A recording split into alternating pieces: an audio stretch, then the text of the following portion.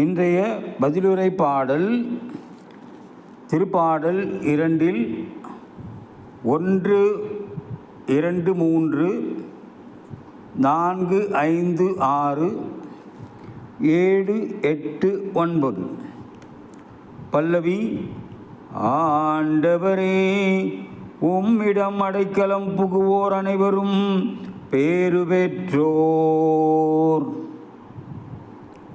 பேற்றினத்தார் சீறி எழுவதேன், மக்களினங்கள் வீணாக சூழ்ச்சி செய்வதேன்.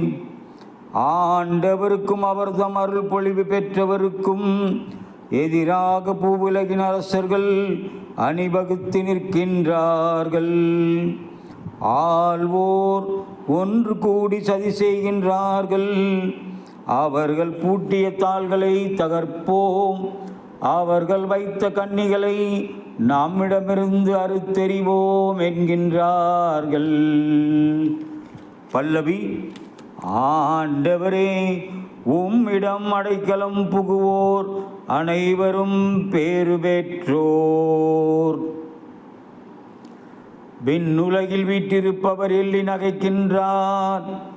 என் தலைவர் அவர்களை பார்த்து ஏளனம் செய்கின்றார். அவர் சினமுற்று அவர்களை மிரட்டுகின்றார். கடுஞ்சினத்தால் அவர்களை கலங்கடிக்கின்றார்.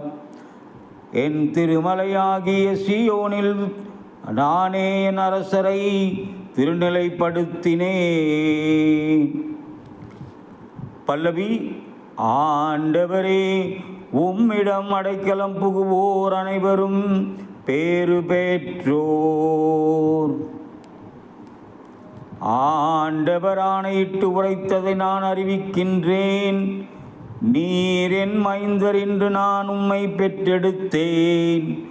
நீர் விரும்புவதை என்னிடம் கேளும். பிற நாடுகளை உமக்கு உரிமை சொத்தாக்குவேன். பூவுலகை அதன் கடை எல்லை வரை உமக்கு உடைமையாக்குவேன். இருப்பு கோலால் நீர் அவர்களை தாக்குவீர்.